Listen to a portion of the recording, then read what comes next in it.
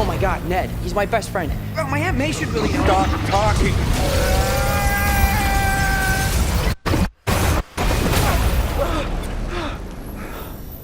What just happened?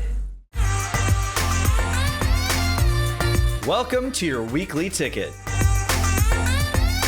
Spider-Man No Way Home has become one of Fandango's biggest pre-sellers of all time, with the most advance tickets sold since Avengers Endgame. The Spider-Man film is tracking to become the first movie to open to more than $100 million since Star Wars The Rise of Skywalker opened to $177 million domestically in December 2019. During the holiday break, we'll also get The Matrix Resurrections and The Kingsman for the action and adventure crowd, A Journal for Jordan and American Underdog for the tearjerker audience, and the family sing-along options of Sing 2 and West Side Story. Dun, dun, dun, dun, dun, dun.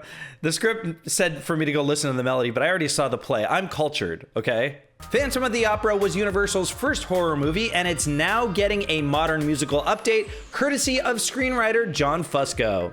Singer-songwriter and EGOT recipient John Legend will produce Phantom alongside Mike Jackson and Harvey Mason Jr. The New Orleans set Phantom news follows a flurry of recent updates on remakes of the classic Universal monster movies. In the past few weeks, we've learned that Blue Valentine director Derek Cianfrance will re-team with Ryan Gosling for The Wolfman, and that Nicolas Cage will play Dracula opposite Awkwafina and Nicholas Hoult in Reinfeld.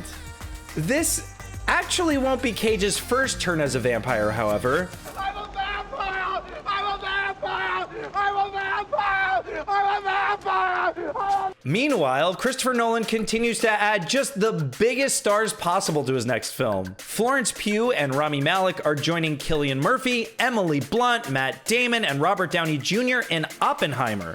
As we mentioned in a previous episode, Murphy will play J. Robert Oppenheimer, the inventor of the atomic bomb.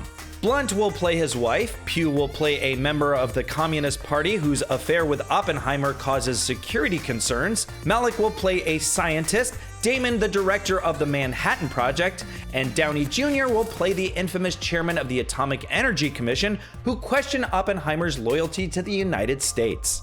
The star-studded cast will grace the silver screen July 2023. And when you're the top grossing movie of the year, of course you're gonna get a sequel. Destin Daniel Cretton is returning to write and direct the next Shang-Chi film.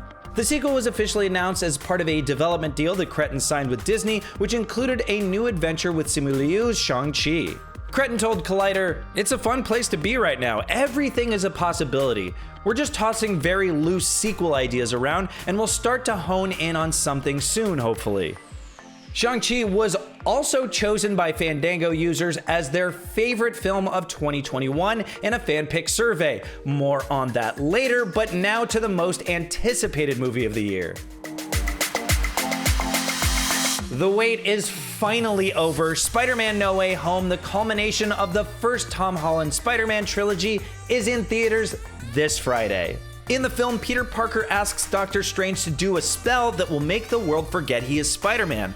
But the spell has consequences. It opens up the multiverse and spits out villains from previous Spider-Man films, including Alfred Molina's Doc Ock, Jamie Foxx's Electro, and Willem Dafoe's Green Goblin.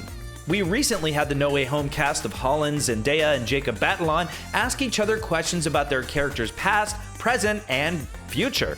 Name your top 3 Spider-Man villains you've had to square off against, and who do you want to see him take on next? Oh, that's tricky. I think the Vulture's got to be in there because he's my first. Yeah, that one was cool. I think Jake's got to be in there because he's my love. He's Jake. And I think Willem, the fight scenes that we have with Willem in this film are Terrifying. so crazy and so scary that it really was awesome to like explore different kind of Spider-Man action. Who do you want to see him take on next, though? Do you know what? I actually think the Morbius film looks really cool. And it's quite scary, that film. Yeah, it does look scary. I think Morbius could be quite a cool thing to do. To mix that up. Spider-Man versus a vampire.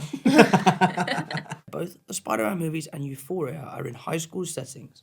What advice do you think Rue and MJ would give each other? I don't know if Rue should be given any advice right now. I think maybe she should just chill, You know, I think she could use some advice. maybe ask her in a few years. You Right, know, nice. she'll have great advice then. But I would say I don't know if they would give each other advice so much. It's just I think they'd actually really get along, I think they would. and Really I think get they would along. be good for each other. I think MJ would be excellent for Rue. Yeah.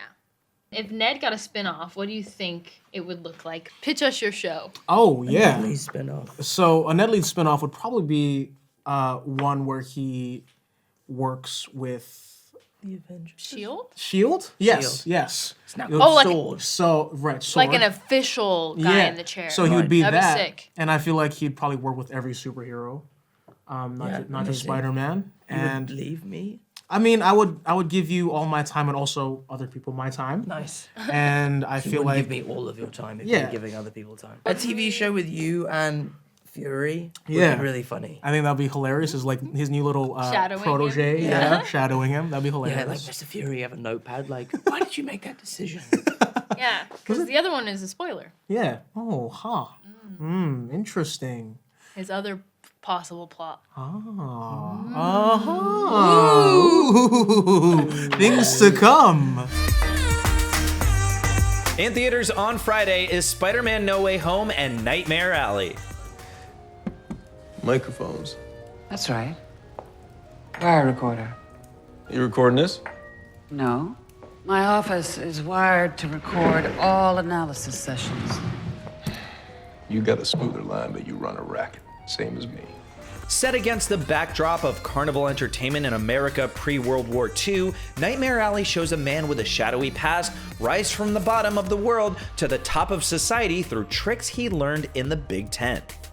With a talent for manipulating people, using only a few chosen words, he hooks up with a female psychiatrist who is even more dangerous than he is. Bradley Cooper plays the former carny, and Cate Blanchett plays the psychiatrist in Guillermo del Toro's film noir. Nightmare Alley is a more faithful update of a 1946 novel that was previously turned into a movie in 1947.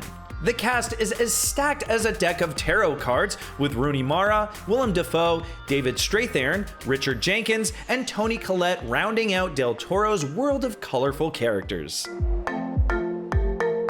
And available to watch at home is Clifford the Big Red Dog and The French Dispatch.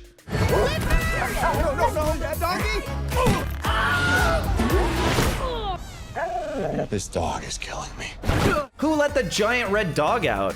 After 40 best-selling books, 3 animated television shows, and a stage musical, there's finally a live-action adaptation of Clifford the Big Red Dog, Norman Birdwell's beloved story of a tiny puppy named Clifford who grows to an enormous size. Clifford affects the lives of everyone around him and teaches a young girl and her uncle the true meaning of acceptance and unconditional love. Darby Camp plays the young girl, Jack Whitehall her uncle, and a trove of familiar comedians like John Cleese, Tony Hale, Kenan Thompson, and David Alan Grier round out the family hit. After a solid run around the block in theaters, Paramount just announced a sequel to the film. Plus, Fandango partnered with Vudu to survey thousands of Fandango users on their favorite movies of 2021. Nestled in Vudu's holiday sale, which starts today, you'll find a list of fan picks, the best of 2021.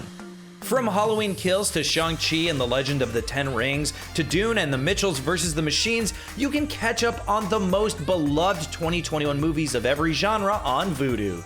All right, well that's it for today, and that's it for this year. Leave us a comment and let us know what your favorite movie of 2021 was. I'm Kale, and I'll see you next year. Whew, I finally get to leave this chair. I haven't left this chair all year.